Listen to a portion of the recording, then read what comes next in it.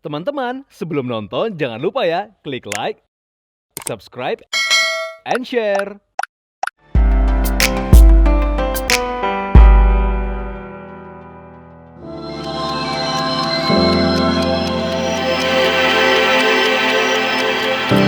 Viewers, meski telah mengenal cukup lama, bukan jaminan hubungan keduanya berjalan lancar saat memasuki gerbang pernikahan.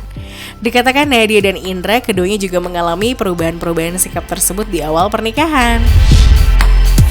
Ada sih, makanya orang bilang kayak mau pacaran berapa tahun pun kalau menikah pasti beda, itu benar gitu. Ketika kita menikah tetap pacaran dan menikah tuh beda. Ada hal-hal yang hanya kita akan bisa alami ketika kita tinggal bareng.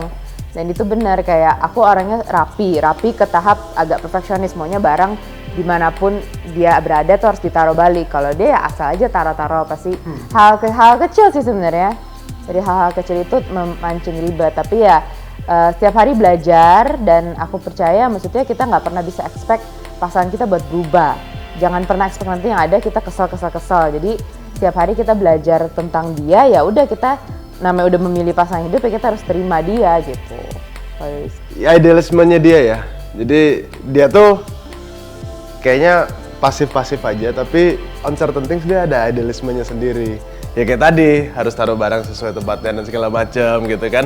Dan kadang belajar juga komunikasinya. Kadang mungkin dia mau bilang, aku nggak suka, tapi mungkin dia menahan karena dia orangnya lebih pasif. Tapi kan lama-lama jadi at some point bisa meledak juga gitu kan. Jadi itulah cara komunikasinya yang baru. Kalau pacaran kan kesel-kesel ya udah pulang ke rumah lagi ya, nggak ngeliat dia lagi. Ini kan ngeliat terus 24 jam sampai pagi sampai malam. Tak hanya penyesuaian adaptasi watak, tingkah laku maupun karakter pasangan diakui Nadia maupun Indra, mereka juga harus beradaptasi masalah finansial. Pasti Ngalamin aja ya. Kan menurut kita finansial tuh walaupun Nggak ada standarnya, tapi kan setiap orang beda. Kalau udah standar hidupnya di sini, pasti ekspektasi sini. Standar hidup di sini, ekspektasi sini. Pasti kan ada relatif, tapi pasti setiap orang mengalami kayak ini kita nikah, terus tiba-tiba Tuhan kasih anak, kita sangat bersyukur. Tapi kan berarti dana lagi harus ada yang kita siapkan dari kamar, mungkin babysitter, mas kelahiran dan lain-lain. Itu pasti kan mungkin itu yang kita nggak expect waktunya secepat itu gitu. Pasti mah ada aja. Alokasi baru lah ya. Ya gitu. Mungkin yang tadinya kita expect, pingin ganti mobil apa-apa, atau liburan, kita harus alokasi dana untuk anak. Itu mah pasti ada aja sih. Meski berbeda profesi, sejoli ini mengaku tidak memiliki rasa cemburu satu sama lain. Keduanya menanamkan rasa saling percaya demi kenyamanan bersama. Kita agak secure dengan satu sama lain. Hampir kayak nggak pernah ya. Cemburu sih enggak sih. Ngecek DM dan WhatsApp aja. Ngecek DM WhatsApp. Iya nggak pernah. Maksudnya dia mau cek aja, di HP cek aja. Kita cukup secure dengan satu sama lain di bidang itu. Iya. Gitu. Kayak berasa kita tahu lah nggak akan gitu. Kalau sampai iya, oh ya sudah berarti sampai situ ya. Berarti segitu nih cintanya, komitmennya. Kayaknya kalau udah nikah, kalau kan itu kepercayaan masing-masing. Kalau di kepercayaan kita sih mau bagaimana pun nggak boleh bercerai gitu. Tapi pokoknya ya kalau sampai itu harus memaafkan. Bukan berarti boleh ya. Maksudnya dimaafkan, tapi kan pasti pernikahannya nggak akan sama gitu loh. Pasti kan keretakannya untuk put all the serpian itu bareng kan pasti akan sulit gitu. Kini Nadia tengah mengandung buah hati pertamanya yang telah berusia 8 bulan. Lantas apa saja perubahan dari sifat maupun sikap mama muda ini? ngalamin banget. Jadi harus ekstra, ya. Ekstra pengertiannya, ekstra sabarnya. Soalnya kan banyak orang yang ada orang bilang hamil kebo gitu kan. Aku merasa aku nggak hamil kebo sih. Aku lumayan masa 4 bulan awal itu mual, muntah, pusing, enek, sensitif karena badannya nggak enak semua jadi sensitif. Jadi lumayan 4-5 bulan pertama tuh masa yang cukup sulit buat aku. Itu adjustment baru lagi sih di sesi pernikahan kita itu. Oh ternyata masa hamil tuh beda lagi nih. Gue juga nggak tahu nih siapa lagi nih pasangannya, berubah lagi dia kan jadi orang lain gitu. Jadi di masa-masa dia hamil belajar lagi dan moodnya dan sebagainya gitu ya. Ya nggak bisa dihindarin, harus disupport lah karena dia juga udah berjuang keras untuk carry the baby kan, buat untuk 9 months itu kan juga nggak gampang. Suruh tukeran juga aku nggak mau, kan? Jadi mending berusaha mengerti aja.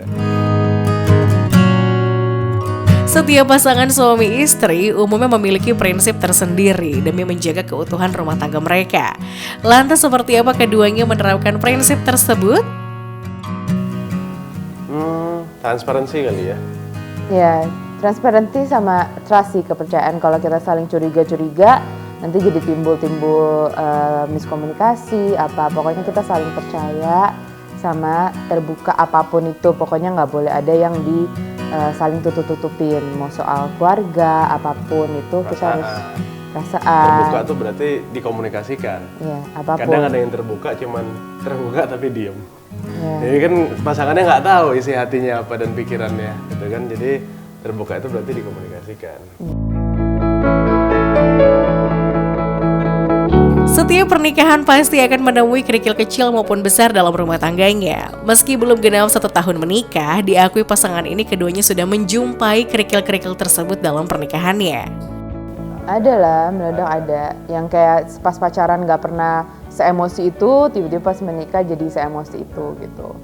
Tapi ya berarti kan kita jadi makin mengenal dia, makin tahu misalnya batas kesabarannya sampai mana gitu. Ya pokoknya pembelajaran terus lah soal pasangan setiap harinya. Ya di setiap marah-marah atau konflik yang ada pasti kan tetap ada salah dua-duanya ya gitu. Either aku jadi kepancing emosinya berarti salah juga, meskipun perbuatannya salah dia gitu kan. Ya harus cepat-cepat berbesar hati aja supaya redalah atmosfernya. Berbeda dengan kemahirannya membuat dessert dan kegemarannya menyantap coklat dan makanan manis. Namun dalam rumah tangganya Nadia mengaku bukanlah tipikal wanita yang sweet dan romantis. Justru sang suamilah yang lebih romantis ketimbang dirinya. Dia lebih hopeless romantic dibanding aku. Aku tuh orangnya lebih cuek, lebih kayak ada gengsinya. Kalau dia tuh lebih yang kayak punya idealisme, oh kalau percintaan tuh harus seperti di film-film, seperti di novel. Dia tipe yang cowok kayak gitu. Ya saling melengkapi lah ya. Justru itu jadi salah satu daya tarik buat aku.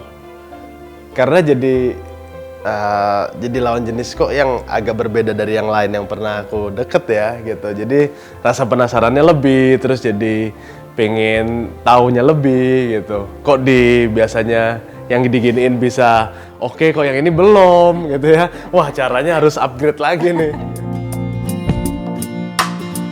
6 tahun saling mengenal, 1 tahun menikah, ada banyak hal positif yang dirasakan keduanya selama menikah. Dan di penghujung perbincangan dengan tim Love Story, pasangan yang sebentar lagi berubah status menjadi orang tua ini mengutarakan harapan dan rasa terima kasihnya kepada pasangan masing-masing. Pasti sih, kan namanya berarti 6 tahun ya pendewasaannya. Dulu dia pada saat itu baru umur berapa, dulu dia orangnya masih yang main perasaan apa, sekarang udah jauh lebih logika, udah bisa lebih mengambil keputusan, lebih berhikmat dan bijak, apalagi udah jadi kepala rumah tangga, mau jadi imam, mau jadi ayah gitu. Pasti sih selama 6 tahun itu banyak perubahan sih yang terjadi, proses hidup lah. Ya thank you udah menerima aku, kekurangan aku dan kelebihan aku semuanya secara utuh. Udah selalu mau nasihatin aku, mendewasakan aku. Banyak, walaupun aku kadang-kadang masih kayak anak kecil, cara pikir atau apa, tapi dia selalu sabar untuk mendewasakan aku gitu. Kalau aku simple aja, aku thank you udah always believing in me. Saya percaya sama mimpi, visi, misi aku untuk bisa mimpin keluarga ini.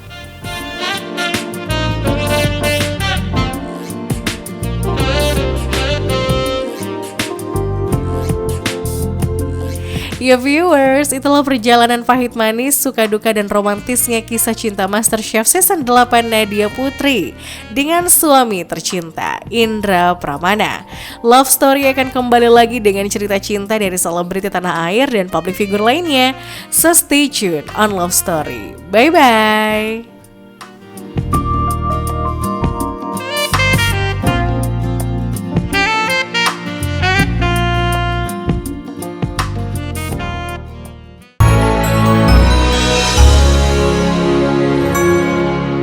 Jangan lupa ya, klik like, subscribe, and share.